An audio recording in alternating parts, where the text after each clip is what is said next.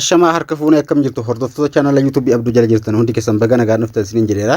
Barnoota irraa keessatti akkaataa emailii yookaan Google account paaspoortii isaa hin beekne takka haala isinitti argachuu dandeessan. Account Google gaa eegamantanii kaatanii paaspoortii isaa beekuu qabdu jechuudha. Akkamiin gaa akka isin paaspoortii Gmail takka kan irraanfattan jechuudha. Paaspoortii Gmail dagattan takka haala kamiin akka argachuu dandeessan jechuudha.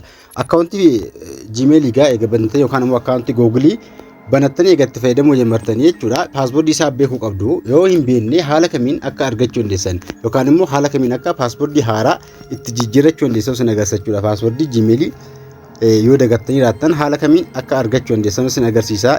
Warri chaanala kana hin beekne Abduu Oroo jechuudha. Gaa chaanala gubbaarratti barreeffatanii baasa. Akkasuma chaanalii kan koo lamaffaa kana subscribe gochuudhaan viidiyoo bareedaa jala gadhiisan jira. Jala galtanii irraa barachuu dandeessu sin jira. Video barnoota video bareedaa jira argachuu dandeessu. Akkasuma hundi keessanuu waan barnoota kana keessatti isin galuu dee'u jiraatu komantii na barreessu hin dagatinaa isin jira. Akkaawuntii Google paaspoortii isaa hin beekne takka yookaan immoo Google akkaawuntii takka eegamantanii kaatanii paaspoortii isaa yoo hin beekne haala kamiin akka argachuu dandeessanuu fi haala kamiin yoo hin beekne yoo dagattanii yaattan haala kamiin akka irraa jijjiiruu dandeessan jechuudha. Isa dura gaa application update gochuudhaaf gaafii komantii irratti na barraa'e appiin takka isin dalaguu yoo dide Play Store gubbaa seenuudhaan gaa application bilbila irraa qabdan takka yoo isin dalaguu yookaan immoo saffisaan isin dalaguu yoo dide jechuudha. Appii sana gaa Google Play Store gubbaarra seenuudhaan maal gootu Play Store irra eega seentanii update gootu jechuudha. Appii sana update gochuudhaaf gaa Play Store eega seentanii setting tuquudhaan gaa yoo Wi-Fi ta'e Wi-Fi ni kaawwattu app download bakka jiru kaa yoo Wi-Fi irra ta'e over Wi-Fi on kan jiru kaawwattu yoo data ta'e immoo kan walaa kaarra kaawwachuudhaan gaa appii haaromsuu dandeessu auto appii update bakka jiru kana tuquudhaan gaa Wi-Fi irra yoo jiraate only over Wi-Fi only akkasuma data yoo ta'e immoo data charge my apply bakka jiru kana kaawwadhaan gaa appii bilbiratti isin dalaguu dide sana haaromsuu dandeessu jechuudha. Fakkeenyaaf kana eegarra keessanii kaatanii dudduuba deebuudhaan gaa profaayilii ni tuqxu Play Store irraa jechuudha. Profaayilii keessanii eega tuqxanii asirratti manage app device bakka jiru kaa tuquudhaan appii bilbila irratti itti fayyadamuu barbaadan saffisaan isin dalaguu yoo dide jechuudha. Manage app device kana eega tuqxanii CD tira kan jiru kaa tuquudhaan appii sana ka haaromsuu barbaadan kan itti fayyadamuu barbaadan update ni gootu yookaan immoo all update bakka jiru kana update all bakka jiru kaa tuquudhaan gaa appii sana haaromsuu dandeessu jechuudha. Appii bilbilatti saffisaa isin dalaguu dide yookaan immoo isin hojjechuu dide jechuudha. All update kana isin gootan bilbilatti application barbaadan saffisaan itti fayyadamuu dandeessu jechuudha. Kanaafuu haala kanaan gaa itti fayyadamuu dandeessu. Warri appii na dalaguu dide warri jettan haala kanaan ilaaluudhaan itti fayyadamuu dandeessu. Kan biraallee agarsiisan ture gaalaarii keessaa yookaan immoo siitingii keessaan akka isin sooftarii update gootanu. Egaa gara barnoota keenyaa oguu deemnu gaa akkaawuntii Gmail takka paaspoortii isaa irraa jijjiiruudhaaf gaa bilbila keessa irraa siitingii ni seentu. Bakka siitingii kana seenuudhaan gaa siitingii bilbila irraa eega seentanii suuta ittiin ol xaa'uudhaan bilbila keessan Google service yookaan immoo Google siitingii bakka jiru kana yookaan Google akkaawuntii kana ni tuqxu jechuudha. Kan nam takka Google service jedha kan nam takka immoo Google siitingiidha yookaan immoo manaaja Google account isin baasuu danda'a jechuudha. Achirra eega tuqxanii gaa gara siitingii deemuudhaan gaa manaaja jiru Google account kan jiru kana gubbaarratti manaaja jiru Google account kan jiru haa tuquudhaan gara fuula duraa deemtu. Eega haala kanaan gara fuula duraa dhuftanii asirratti hoomidhaa fi personal yookaan immoo data and privacy isin agarsiisa. Akkana gara harka bitaatti ni haxooftu. Gara harka bitaatti taa'uudhaan gaa security bakka jeekaanii kaawwattu bilbila keessanirraa bakka security jeerra kaawwattu jechuudha. Qulfiin kun haala kanaan qollofamee hin jiru taanaan akkaawuntii keessan qollofattanii kaawwachuu qabdu jechuudha. Maaliif guyyaa takka yoo bade haala deeffachuu waan dandeessanuuf jechuudha. Akkasuma akkaawuntii keessan biraallee ibsuu hin danda'u haala kanaan qollofattan jechuudha. Kanaafuu haala kanaan qollofachuu qabdu. Har'a kan isin agarsiisuu dhufe egaa paaspoortii isaa hin beektan yoo ta'e haala kamiin akka irraa jijjiiruu dandeessanuu fi akkasuma paaspoortii isaa sana haala kamiin akka isin argachuu dandeessan yookaan immoo jijjiiruu dandeessan irraa jechuudha. Gmail paaspoortii isaa dagattan takka haala kamiin akka irraa jijjiiruu dandeessan.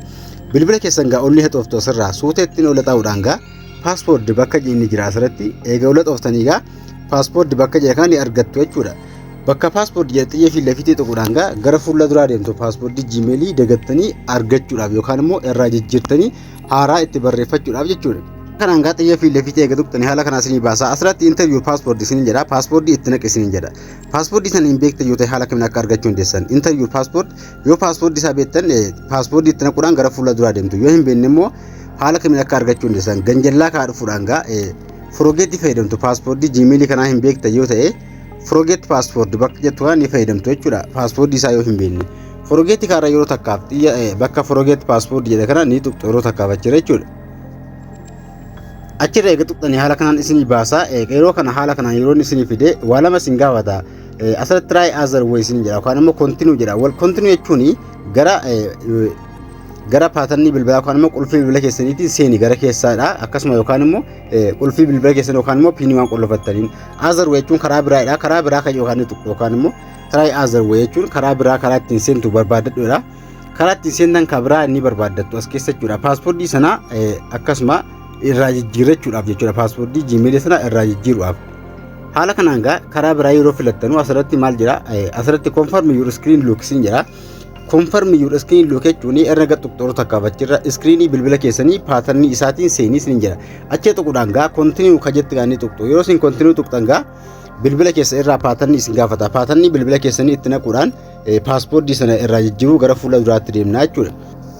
Haala kanaan fedhee isinii baasa yeroo sin achira qulfii isaatti naqxanii yookaan immoo qulfii sanatti gootanii gara sana dhaqxanii haala kanaan new passport isin jedhee fidee isinii baasa sanduuqa lamman kana jechuudha. Sanduuqa lamman kana yeroo isinii baasa passport wal fakkaata haaraa ni barreeffattu ka gubbaarratti illee ka ganjallaatti illee confirm new passport dha. Kana lacheen kanatti passport wal fakkaata qubeedhaan wal makuudhaan dijiitii 8 ol ta'uu qaba. Kan isin barreeffachuu qabdan passport dijiitii 8 ol ta'uu qaba jechuudha. Kana lacheen keessatti passport annetaa takka barreessuudhaan change ka jedhe kaanii tuqxu jechuudha. Passport wal fakkaatu lakkoofsaa fi qubee adda addaa fayyadamuudhaan achirra ni tuqxu bakka change ka tuqxu jechuudha. Eegatti barreessitee kaatanii change ka jedhu eega fixxanii ammallee asirratti change passport isin jira. Passport jijjiir jira. Bakka change passport bakka jedhe kaanii tuqxu jechuudha. Asirratti bakka change passport ka jedhe kana ammallee irra tuqxu yeroo takkaaf. Yeroo sacha tuqxan gara fuula duraatti yookaan immoo gara dudduubaatti isin deebisaa jechuudha. Passport keessan jijjiirattanii kaatan ka hammaa kana ka jijjiirattee kaatan kana dagachuu hin qabda yookaan barreeffattanii achi kaa'achuu qabdu jechuudha. Isa malees passport takka barreeffachuudha yookaan immoo yeroo isin irraa jijjiirtan ammallee achira yeroo isin tuqxan ammallee get star isin jedha yookaan immoo gara fuula duraa deemu jira. Get star yookaan jechuudhaan gara fuula duraa deemtu haala kanaan Google wal qabsiisidha. Continue to your Google account dha. Continue your Google account jechuudhaan haala kanaan itti guuttu jechuudha. Paaspoortii hin beekne takka haala salphaatiin haala kanaan irraa jijjiiruu dandeessu. Kana booda yeroo isin paaspoortii kana irraa jijjiirtee kaatan akkasuma Google kan keessan namni biraa paaspoortii kan keessa yoo beeke malee seenuu hin danda'u. Kanaafuu paaspoortii irraa jijjiirtee kaatan kana save gochuu qabdu yookaan immoo achi kaawwachuu qabdu jechuudha. Paaspoortii kana save gochuudhaaf yeroo isin irraa jijjiirtan akka application Google yookaan immoo bilbilli keessan ofiin save isinii godhu haala kamiin akka godhachuu dandeessan asumarraa wal xaa'uudhaan paaspoortii kana akka inni save ta'ee isinii taa'u yoo barbaadan haala isin paaspoortii akka inni ofiin save isinii godhu irra kaawwachuu dandeessa. Google Chrome yookaan immoo browserii internet browserii itti fayyadamtu isin tuqaa sadi gubbaa yeroo tuqxan irraan gadee kanatti setting kan jiru isinii baha. Setting kana irra tuquudhaan passport manager bakka jooganii tuqxu achirra eega tuqxanii haala kanaan passport isin save godhatan irraan gadee kaasanii tarreessa.